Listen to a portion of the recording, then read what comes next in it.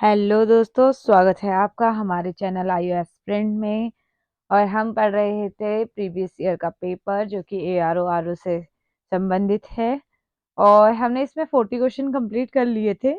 अब मेरे पास आगे का क्वेश्चन है 41 से मैं स्टार्ट करने वाली हूँ। तो जो जो ARO की तैयारी कर रहे हैं वो हमारे साथ जुड़ जाइए और अपने प्रीवियस ईयर के पेपर चेक कर लीजिए कि पहले पेपर कैसे आते थे या कैसे आए हैं। कई बार ऐसा हो जाता है कि प्रीवियस ईयर के क्वेश्चन से ही हम हमारे पेपर में चीजें पूछ ली जाती हैं। तो स्टार्ट करते हैं। तो क्वेश्चन है, which of the following state of India recorded lowest percent of urban population as per 2001 census. की जनगणना जो 2011 के अनुसार भारत में निम्नलिखित राज्यों में से कौन से राज्य ने सबसे कम नगरीकरण का प्रतिशत दर्ज किया है। तो आपके पास ऑप्शन है। फर्स्ट ऑप्शन क्या है? हिमाचल प्रदेश। सेकंड क्या है? बिहार। थर्ड क्या है? उड़ीसा। फोर्थ क्या है? राजस्थान। तो किसने किया है कि राज्य ने सबसे कम नगरीकरण का प्रतिशत दर्ज किया है? तो सबसे कम प्रतिशत दर्ज किया है हिमाचल प्रदेश ने।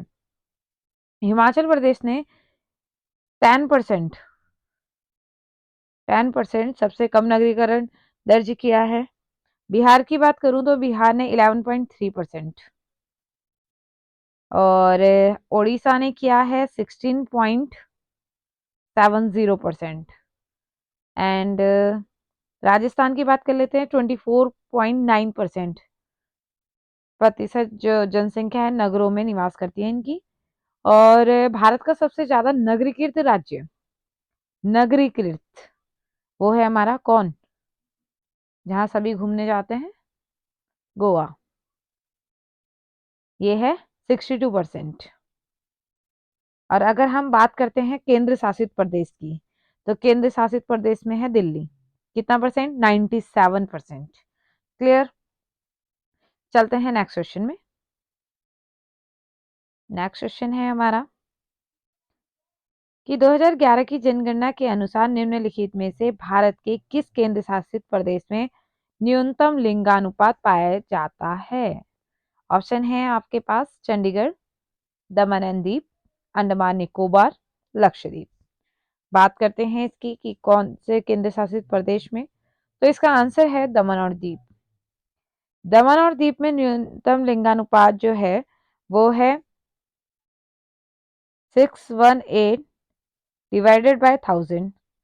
1000 पुरुषों में 618 महिलाएं।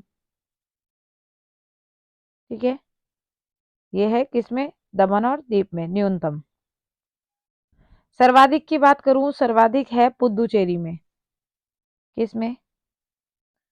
पुदुचेरी। कितना है? तो वो है 1037 अपॉन 1000। देख रहे हो, 1000 पुरुषों में 1037 महिलाएं हैं। चंडीगढ़, ये है चंडीगढ़। चंडीगढ़ में 818 डिवाइडेड बाय 1000। और लक्षद्वीप की बात कर लेते हैं तो इसमें है 947 महिलाएं और ये है 1000 पुरुषों में।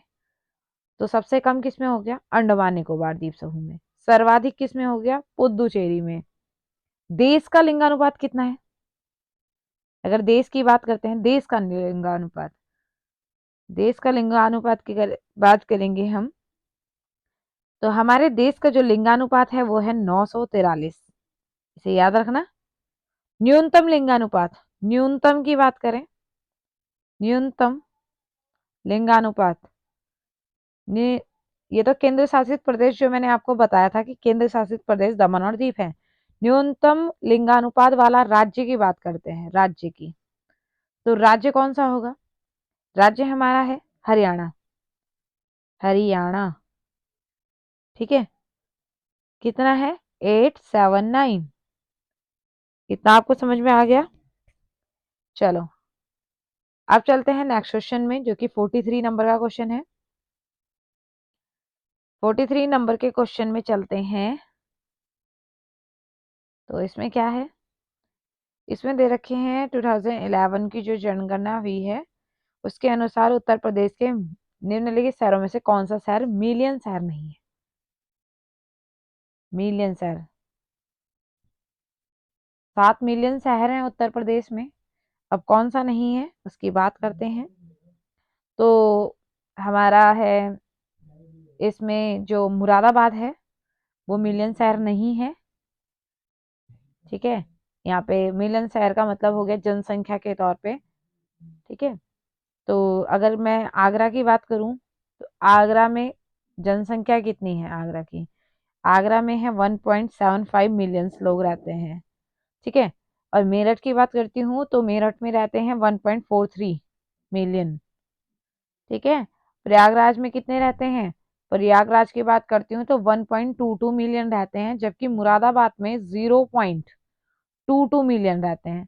देन कम है इसमें, इसलिए क्या है ये मिलियन शहर नहीं है। ठीक है, इन इसकी अगर मैं इसका क्या बोलते हैं हम नोट देख लेते हैं। देखो 7 मिलियन शहर हैं उत्तर प्रदेश के। फर्स्टली हमारे पास क्या है, कानपुर है 2.92 मिलियन, लखनऊ है 2.90 मिलियन, गाजियाबाद है 2.36 million and Agra 1.75 million, Varanasi 1.44 million, Meerut 1.43 million and Prayagraj 1.22 million. तो ये सारे हमारे क्या है, मिलियन शहर के अंतर्गत आते हैं। ठीक है, तो ये वैसे तो इतना इम्पोर्टेंट नहीं है, लेकिन यूपी से रिलेटेड तो इसे बोलूंगी मैं, हाँ ये इम्पोर्टेंट है। तो आप इसे कंटिन्यू रखिए, आगे चलते हैं। भारतीय संविधान एवं राज्य व्यवस्था की बात करते हैं। इसमें हमारे पास प्रस्तावना, संघ राज्य क्षेत्र से रिलेटेड, मूल अधिकार से रिलेटेड या इनमें से कोई से भी क्वेश्चंस आ सकते हैं। तो इसमें क्वेश्चन दिया है कि भारतीय संविधान की प्रस्तावना में इसके सभी नागरिकों को कौन सा न्याय प्रदान करने की व्यवस्था की गई है? तो अगर प्रस्तावना देखा होगा आपने, भारतीय प्रस्तावना की बात करते हैं तो इसमें सामाजिक, आर्थिक और राजनीतिक 3 शब्द हैं। सामाजिक, आर्थिक, राजनीतिक। अब देखो इसमें धार्मिक है नहीं, सामाजिक, आर्थिक, राजनीतिक नहीं, इसका आंसर है डी। ठीक है, तो हमें 3 प्रकार के न्याय कौन कौन से, एक है सामाजिक, एक है आर्थिक, एक है राजनीतिक, ये प्रदान किए गए हैं। इसके अतिरिक्त हमें क्या है, हमें 5 प्रकार की स्वतंत्रता भी दी गई है। किस किस चीज की? पहला विचार, फिर है अभिव्यक्ति, फिर है धर्म, फिर है विश्वास, फिर है उपासना। तो हमें क्या है, 5 प्रकार की, ध्यान रखना, 5 प्रकार की स्वतंत्रताएं दी गई हैं। विचार, अभिव्यक्ति, धर्म, विश्वास और उपासना। लिख लूं तो लिख लेती हूँ।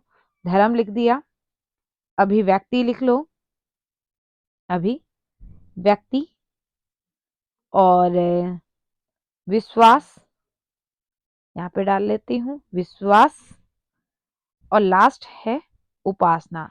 तो 5 प्रकार की हमें स्वतंत्रता दी गई है। ठीक है,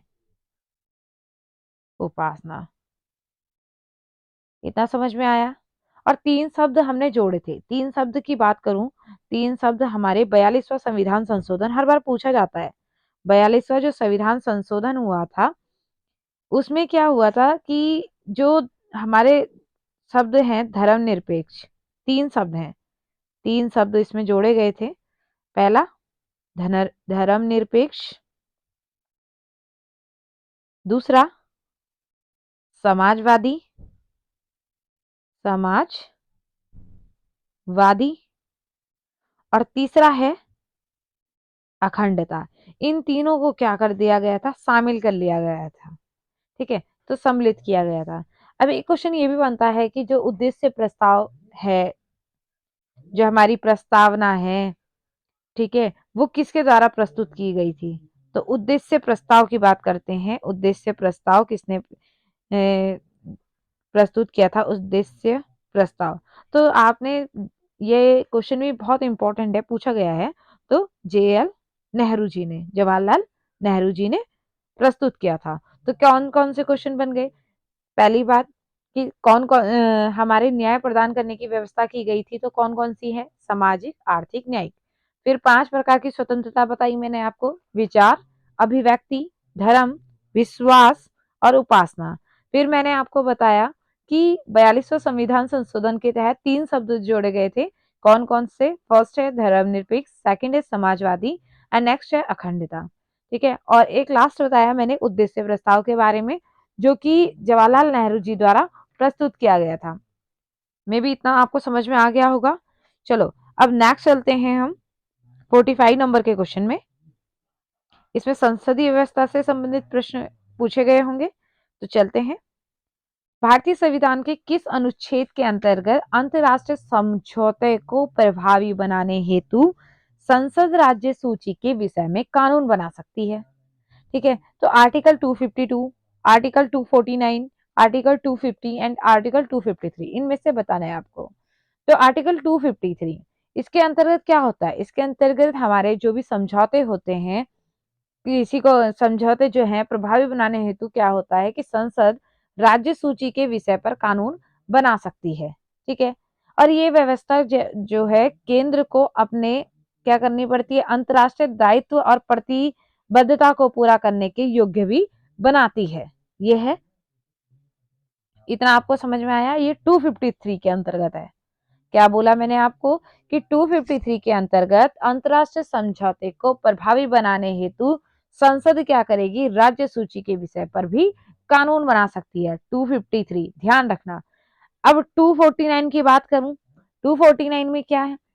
249 में है कि राष्ट्र हित में राज्य सूची से संबंधित किसी भी मामले में, कोई भी मामला हो, उसमें संसद को कानून बनाने की शक्ति प्रदान होती है। ये भी समझ में आया होगा। ये राष्ट्र हित की बात करी है। अब बात करती हूं मैं 250 की, बात कर लेते हैं। 250 में क्या है कि राज्य सूची के विषय पर आपातकालीन स्थिति जब आती है तो संसद क्या करेगी, कानून बना सकती है। तो ये राज्य सूची कब? आपातकाल के दौरान। इतना आपको समझ में आया? नेक्स्ट चलते हैं 252 आर्टिकल में। 252 आर्टिकल में क्या है? 252 आर्टिकल में है, दो या अधिक राज्यों के लिए उनकी सहमति के पश्चात संसद द्वारा कानून बनाने की शक्ति तथा किसी अन्य राज्य द्वारा इस विधायन को अंगीकार भी करना। ये किसके अंतर्गत आया? आर्टिकल 252 के अंतर्गत। ठीक है, तो ये समझ में आया आपको? पहला मैंने क्या बताया, 253 क्या हुआ कि संसद क्या है, राज्य सूची के विषय में कानून बना सकती है। 249 में क्या है कि राष्ट्र हित में राज्य सूची से संबंधित किसी भी मामले में संसद कानून बना सकती है। फिर मैंने आपको 250 बताया, 250 में क्या बताया कि राज्य सूची के विषय पर जब आपातकाल हो उस टाइम पर संसद कानून बना सकती है। 252 में क्या बताया, 252 में मैंने बताया कि दो या अधिक राज्यों के लिए उनकी सहमति हो तो संसद क्या कर सकती है, कानून बना सकती है। इतना आपको समझ में भी आ गया होगा। आ गया? ठीक है, नेक्स्ट चलते हैं 46 क्वेश्चन में। क्वेश्चन है कि विच of the following Indian president also served as speaker of Lok Sabha, कि कौन से भारतीय राष्ट्रपति लोकसभा अध्यक्ष भी रहे हैं। बहुत इंपॉर्टेंट क्वेश्चन है, पूछा जाता है, हमेशा ध्यान रखना। कौन से हैं? ऑप्शन आपके आगे हैं। तो जो हमारे नीलम संजीवा रेड्डी हैं, ठीक है, इन्होंने क्या किया, 2 बार लोकसभा के अध्यक्ष पद में रहे। ये 2 बार। प्रथम बार कब रहे? जब चौथी लोकसभा का कार्यकाल, चौथी लोकसभा कब थी? 1967 से 67 टू 69 तक। ठीक है, और दूसरी बार सेकंड टाइम कब रहे? ये दूसरी बार रहे 1977 में। 1977 की बात करते हैं तो ये भारत के राष्ट्रपति भी उस टाइम पे निर्वाचित हुए थे, जो कि कैसे राष्ट्रपति चुने गए थे? निर्विरोध राष्ट्रपति चुने गए थे। तो इनके लिए क्वेश्चन 2 बन गए। निर्विरोध राष्ट्रपति कौन चुना गया? नीलम संजीवा रेड्डी।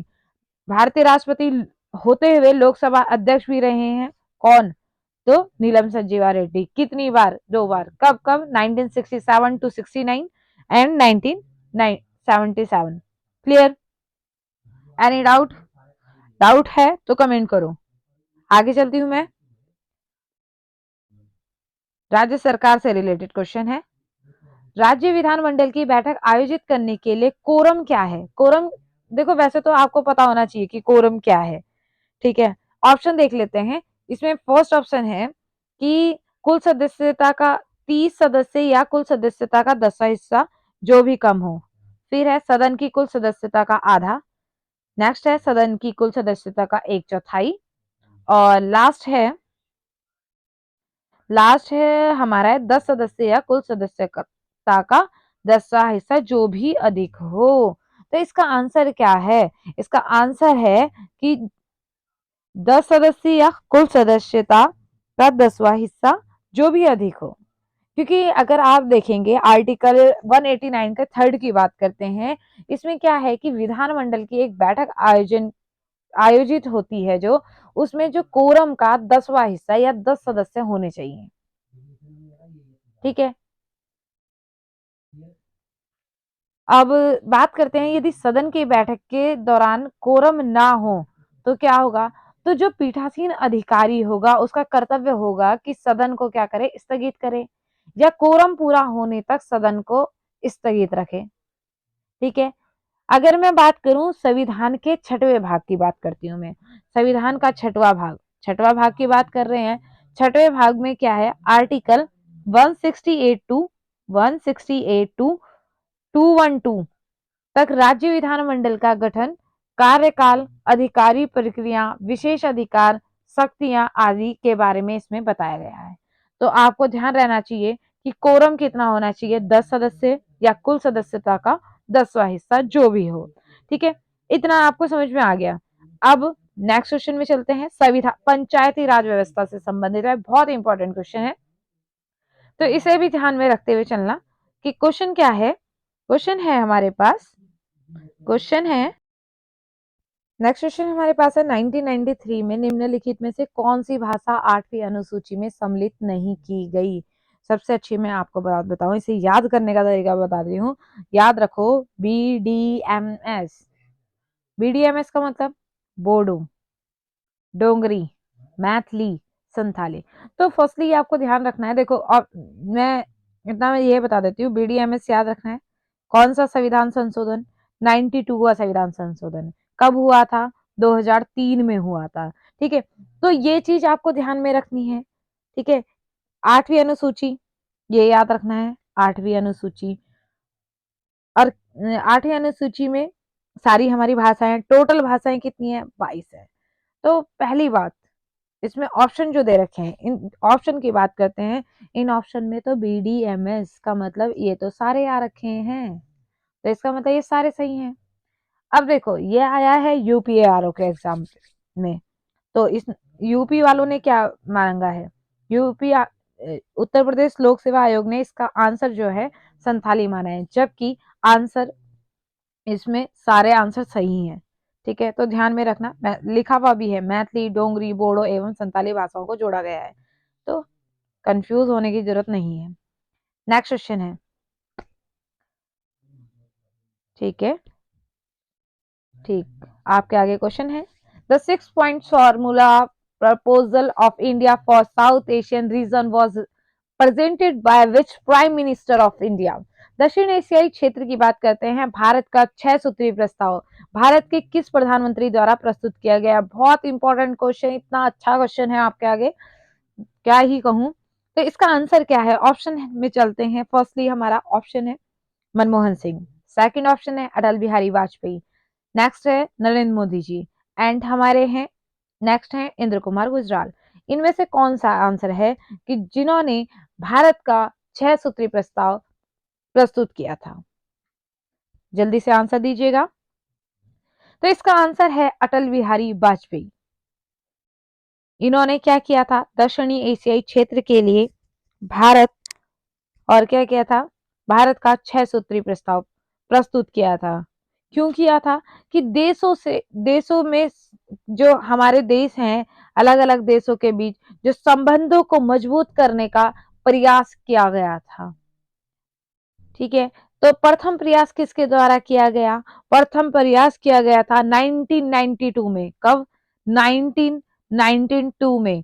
किसके द्वारा? VP नरसिंह राव के द्वारा, वीपी नरसिम्हा राव, ठीक है, ध्यान रखना, इनके द्वारा, इनके माध्यम से एक पॉलिसी लाई गई थी, लुक ईस्ट पॉलिसी के माध्यम से किया गया। फिर क्या हुआ, इस प्रयास के परिणाम स्वरूप हमने क्या किया कि भारत ने 1996 में, कब, 1996 में आसियान का एक संवाद भागीदार एवं 2002 में एक शिखर स्तरीय वार्ताओं का भागीदार बना। कौन? इंडिया। भारत की नीति अब एक्ट ईस्ट पॉलिसी हो गई है। इसके तहत क्या है, इसके तहत क्या है कि संस्कृति, वाणिज्य कनेक्टिविटी और क्षमता निर्माण पर भी क्या दिया जा रहा है, बल दिया जा रहा है। अब बहुत सारी चीजें हैं, जैसे आसियान के माध्यम से जोड़ा जा रहा है, तो बहुत सारी चीजें हैं, ठीक है। तो अटल बिहारी वाजपेयी जी को आप ध्यान में रखेंगे। अब चलते हैं आर्थिक नियोजन से रिलेटेड क्वेश्चन में, अर्थव्यवस्था से रिलेटेड क्वेश्चन है, कौन सा सही सुमेलित है। तो चलते हैं, क्वेश्चन है, महिला समृद्धि योजना कब हुई थी। महिला समृद्धि योजना 1993 में हुई है, करेक्ट है। महिला सशक्ति योजना, वुमेन सेल्फ एम्पावरमेंट प्लान, कब हुआ था, 1998। महिला साम्राज्य योजना, एम्पायर प्लान, महिला वुमेन एम्पायर प्लान, तो ये हुआ था 1989 में।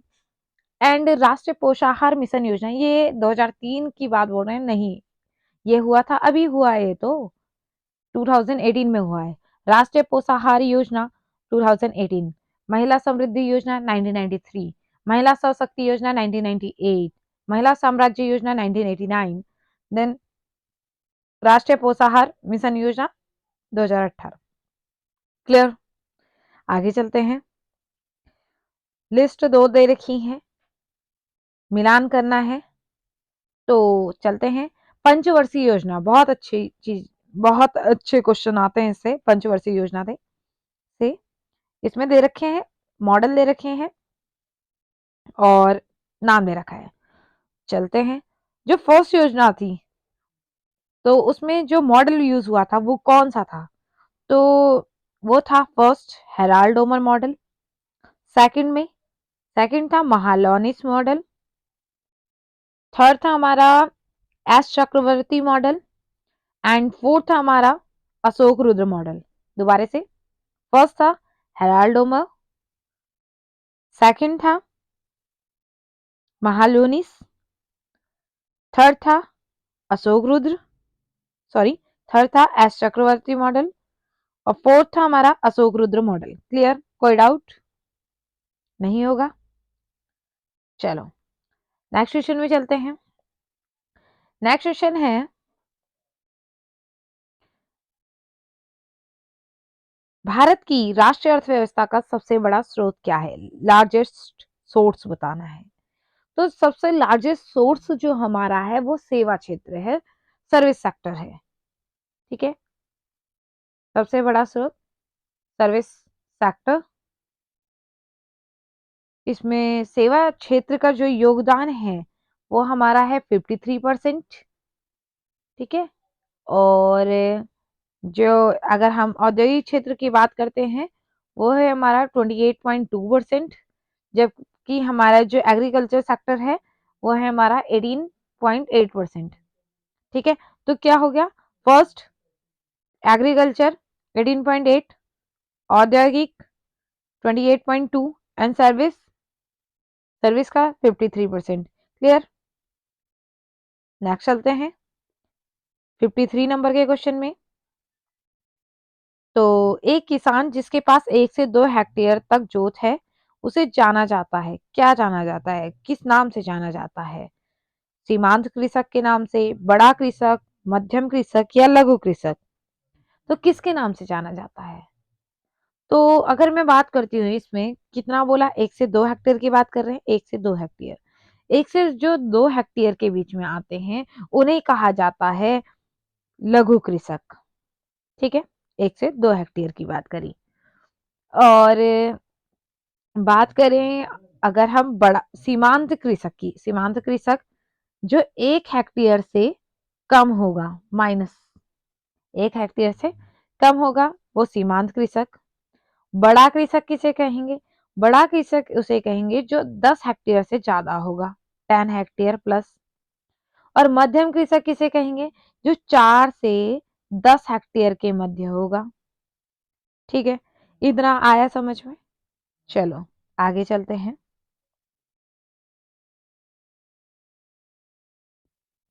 नेक्स्ट क्वेश्चन है, भारत में जिन व्यवसायों का विनियोग 1 करोड़ रुपए तक तथा कारोबार 5 करोड़ रुपए तक है, उन्हें जाना जाता है। अब देखो इन्हें जानते हैं। अब 1 करोड़ रुपए से 5 करोड़ तक बोला है, तो उन्हें जाना जाता है माइक्रो एंटरप्राइज, मतलब सूक्ष्म उद्यम। 1 करोड़ से 5 करोड़ तक। ठीक है, अब बात की जाए छोटे उद्यम की, तो उसकी बात करें तो क्या होगा? छोटे उद्यम की बात करें या मध्यम उद्यम की बात करें या लघु उद्यम की बात करें, लघु तो 1 to 10 करोड़।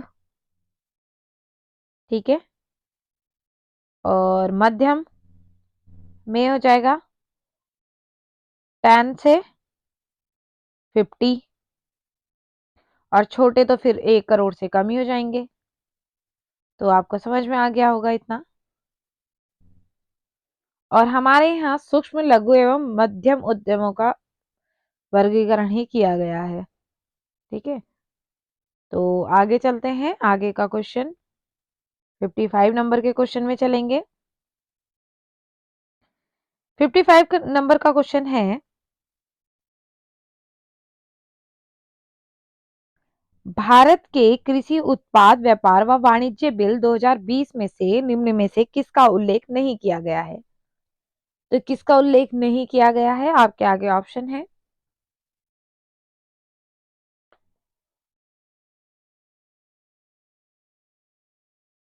तो इसका आंसर है न्यूनतम समर्थन मूल्य का उल्लेख नहीं किया गया है। 2020 की बात है तो इसमें जैसे कृषि उत्पाद व्यापार व वाणिज्य बिल में आवश्यक वस्तुएं जैसे संविदा कृषि एवं कृषि उत्पादन विपणन समितियों का उल्लेख है, जबकि न्यूनतम जो समर्थन मूल्य है उसका उल्लेख नहीं किया गया है।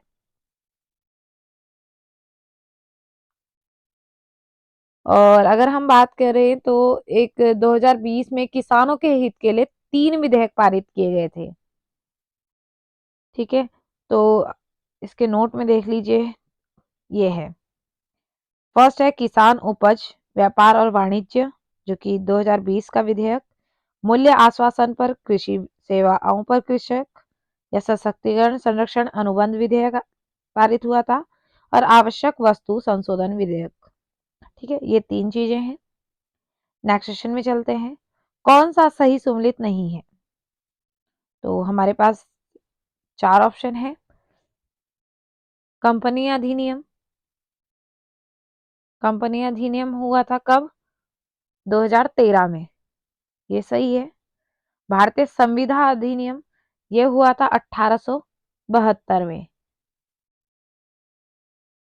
ठीक है, और 1932 में साझेदारी, और ये sales of sale of good act 1930 में। तो 1872 की बात करते हैं तो ये एक संविदा कानून है। यह जो अधिनियम है इसका काम क्या है? संविदाओं का निर्माण, निष्पादन और क्या करेगा ये? प्रवर्तनीयता से संबंधित जो भी सामान्य सिद्धांत हैं, क्षतिपूर्ति हुई है या इसमें गारंटी जमानत गिरवी रखते हैं जैसे चीजें, कोई एजेंसी है, विशेष परिकर जो भी विशेष प्रकार के जो संविधाएं हैं उनसे संबंधित नियम ये क्या करेगा? निर्धारित करता है। ठीक है, तो आपको इसका आंसर पता चल गया। ठीक है, और अगर हम कंपनी अधिनियम की बात कर लेते हैं। कंपनी अधिनियम 2013 के अंतर्गत क्या हुआ था कि भारतीय संसद द्वारा पारित एक अधिनियम है जो कंपनियों के निर्माण, उनके उत्तरदायित्व, उनके निदेशक और उनकी समाप्ति आदि का नियमन करेगा। ठीक है, और साझेदारी की बात करें, डी की बात कर लेते हैं, ये सी ऑप्शन की। तो साझेदारी में क्या है? उसमें साझेदारी फर्मों का नियमन करेगी। ठीक है, तो ये क्लियर हो गया होगा आपको। आगे क्वेश्चन में चलते हैं। ये है बैंकिंग से रिलेटेड।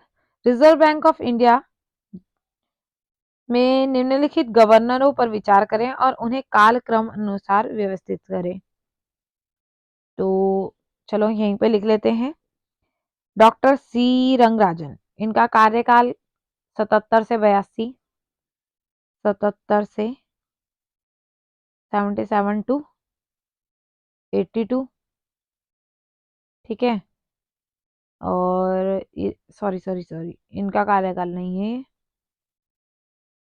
इनका कार्यकाल सी रंगराजन की बात हो रही है, तो अभी के हैं ये हैं 1992 से 97 तक। और आई जी पटेल ये है 1977 से 1982। आगे चलते हैं।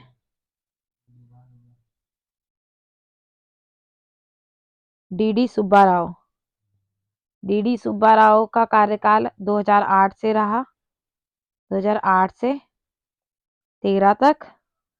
और मनमोहन सिंह जी का 1982 से 1985।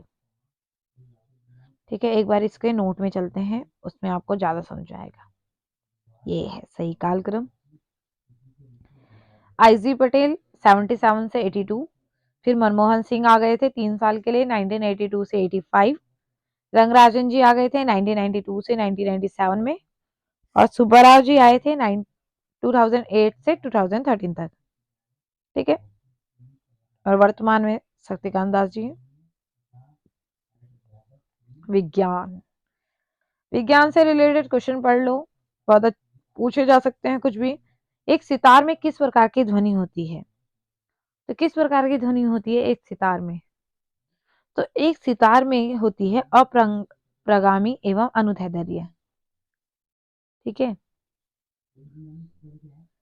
यदि माध्यम के घटक तरंग के संचरण की दिशा को लंबवत कंपन करते हैं, आपने देखा होगा ना, सितार को बजाएंगे तो लंबवत कंपन करते हैं, तो ऐसी तरंग को अनुप्रस्थ तरंगे कहते हैं। और अनुप्रस्थ तरंगे में कैसा माध्यम है? ये ऐसे माध्यम से उत्पन्न की जाती है जिनमें क्या होगी? दृढ़ता होगी। ठीक है, अतः अनुप्रस्थ तरंगे केवल ठोस में तनाव युक्त डोरियों एवं द्रव के पृष्ठ पर ही उत्पन्न की जाती है। तो क्या है सितार का, आपको समझ में आया?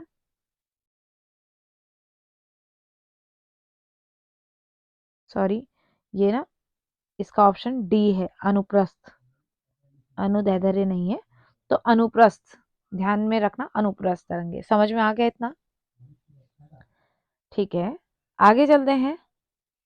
नेक्स्ट क्वेश्चन भी साइंस का ही है। कौन सा कथन सही नहीं है? तो मनुष्य का जो कान है 1000 हर्ट्ज पर सबसे सुग्राही होता है। सुग्राही मतलब मोस्ट सेंसिटिव। ठीक है, मनुष्य की आंख लाल रंग के लिए सबसे अधिक सुग्राही होती है, मतलब human I become most sensitive for red colour. Third है कि सुनने की दृढ़ता 1/10 सेकंड होती है। और लास्ट है दृष्टि की दृढ़ता। ठीक है, विजन जो है उसकी दृढ़ता 1/60 सेकंड होती है। तो इसमें बताना है कौन सा सही नहीं है। तो इसका आंसर जो है वो है हमारा बी, क्योंकि जो मनुष्य की आंख जो लाल रंग के लिए नहीं बल्कि क्या होती है, जो हरा रंग होता है, जो हमारा ग्रीन कलर है, उसके लिए क्या होगी? सबसे अधिक सुग्राही होती है, सबसे अधिक सेंसिटिव होती है। ठीक है, और प्रत्येक जो भी कलर होते हैं उसमें क्या होता है, अपना एक क्या होगा, एक तरंग दैर्ध्य होता है। जैसे हरे रंग का तरंग दैर्ध्य नीले एवं लाल रंग के मध्य में आ जाता है। यही कारण है कि लाल एवं नीले रंग की अपेक्षा हरा रंग हमारी आंखों के लिए क्या होता है? सुग्राही होता है या सेंसिटिव होता है।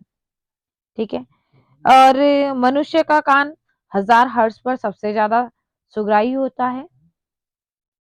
और कितने, मनुष्य का कान जो होता है 20 से 20,000 हर्ट्ज की ध्वनि सुन सकता है, ठीक है, जिसमें से 1000 हर्ट्ज की ध्वनि सबसे सुग्राही होती है। कान के सुनने की दृढ़ता क्या है? 1/10 सेकंड होती है। यदि इस अवधि को अन्य ध्वनि भी आएगी तो वह पहले के साथ मिल जाएगी। दृष्टि की तो आपको पता ही है, 1/16, 1/16, ठीक है। तो इतना आपको मुझे लगता है समझ में आ गया होगा। अब चलते हैं हम 60 नंबर के क्वेश्चन में। 60 नंबर का क्वेश्चन आ गया है, दो एक जैसे बल्ब को किस प्रकार जोड़ने पर अधिक रोशनी मिलेगी?